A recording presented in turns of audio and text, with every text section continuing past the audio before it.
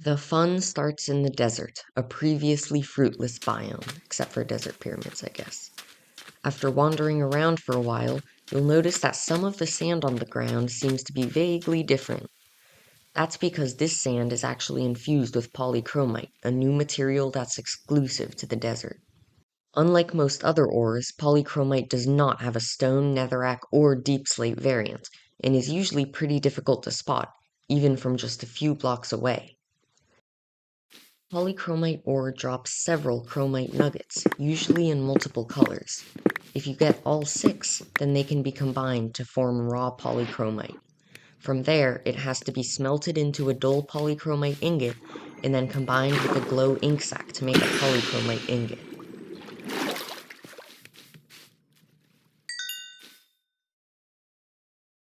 This is the spear, a versatile new melee weapon with an extended... The spear is the first tier weapon we've added in a very long time. It has 2 modes of attacking. One of them is a jab, and the other's a charge. Maybe that's karma for all my textures being recolors of vanilla items. Let's talk about the Artificing Table. Why should you care? Well, maybe you want to secure your valuables. If you're feeling generous, you might prefer to gift them to a friend. Alternatively, you could blow your friend up. Artificing tables are crafted similarly to smithing tables. However, instead of using iron, you use deep steel plates. The first use of the artificing table involves this new block, the lockable chest. On its own, it's basically a normal chest. To give it any unique functionality, you need to also craft deep steel keys using nether quartz and more deep slate peels. Upon inserting a deep steel key into an artificing table, you're prompted to add nuggets. This does not include chicken nuggets. Instead, you may insert red, orange, yellow, green, blue, or purple chromite nuggets, or iron, gold, or copper nuggets. For this example, I'm going to be using a key with all blue nuggets and a key with all red nuggets. Placing down a lockable chest, it functions like a normal chest. You can put stuff inside of it, and you can open it and take stuff out. Using a key with nuggets on it on a lockable chest while sneaking will turn the green part red and will lock the chest. The chest can no longer be opened with an empty hand. You must be holding a key with a matching combination of bits or nuggets in order to open it. Any other key that does not have the same number of bits does not work at all. If you want to unlock the chest, hold a key with the same combination of bits, sneak, and right-click again. This will unlock it, and now you can access it as normal. Because there are 9 nuggets and 3 slots for key bits inside of an artificing table, it means that there's 729 possible combinations. If you forget, and you're a cheater, there's also a master key in the creative inventory, which will unlock or open any chest. If a chest is locked and it's broken, it will drop itself, filled with items, which means that it kind of functions as a shulker box. If a chest is unlocked and broken, it drops everything normally.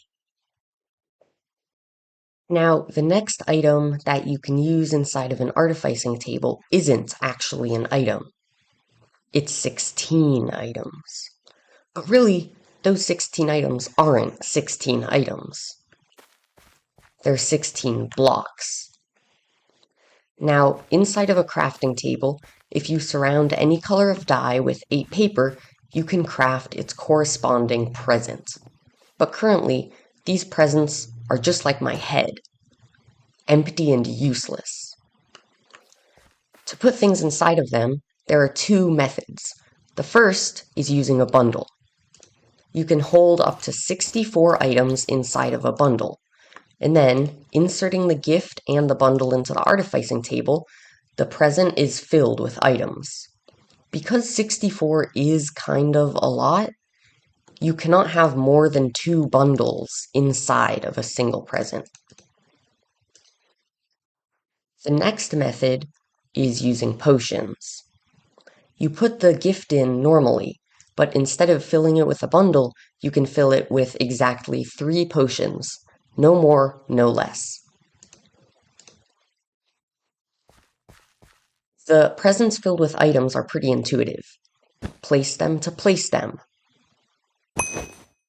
Break them, and they drop all of the items inside of the bundle, and there's a nice accompanying ding. Presents with potions are more utility-oriented. Instead of just dropping items, they actually explode with all of the potion effects that were inside of them. The final use for deep steel plates in the artificing table is deep steel bombs. These items actually do not explode when you throw them. That's because you need to insert charges inside of an artificing table. You can use gunpowder, which is kind of the most generic. Obviously, gunpowder charges explode. Fire charges work similarly, however, they have slightly stronger blast radius and they set fire to whatever they blow up. Wind charges basically just make the bomb a stronger version of a wind charge, like that. The coolest, in my opinion, are echo shards, or sonic charges, because these will deal a lot more damage, and they ignore armor. However, they do not destroy blocks, making them great for PvP. The final kind of charge is a radioactive charge made with radium sludge.